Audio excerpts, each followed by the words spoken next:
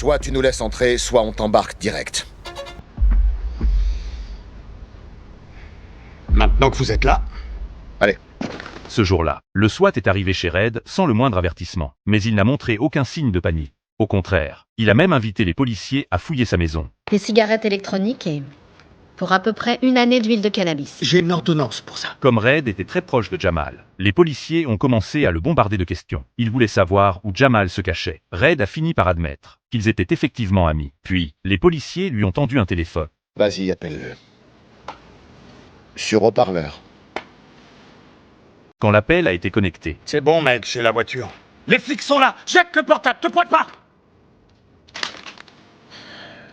Red a immédiatement compris ce qu'ils essayaient de faire. Pour protéger son ami, il a refusé de parler. Alors, Red a été emmené en salle d'interrogatoire. Un policier est entré dans la pièce et a prétendu que Jamal avait déjà été arrêté. Selon lui, Red risquait maintenant 3 ans de prison. Red était persuadé que les policiers bluffaient. Mais ensuite, les policiers ont raconté en détail comment ils auraient retrouvé Jamal. Le X, c'est qu'en nous voyant, il a sorti son calibre. Alors on l'a blessé. Et lui, il a blessé quelques-uns de ses amis. Faut dire qu'il vise vraiment très mal. Ils sont tous à l'hôpital à l'heure qu'il est.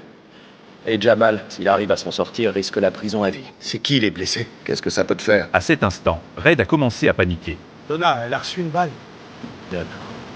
Les policiers ont rapidement fouillé les dossiers et découvert que Donna possédait un bar. Ils ont alors supposé que Jamal se cachait probablement là-bas. C'est à ce moment-là que Red a compris qu'il s'était fait piéger. Eh, 1 minute.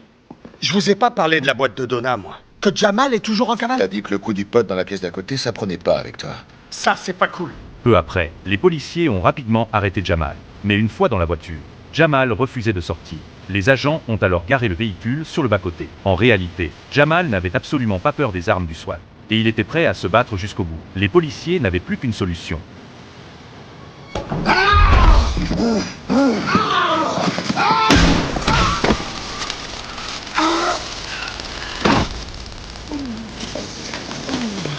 Allez, on y va, maman.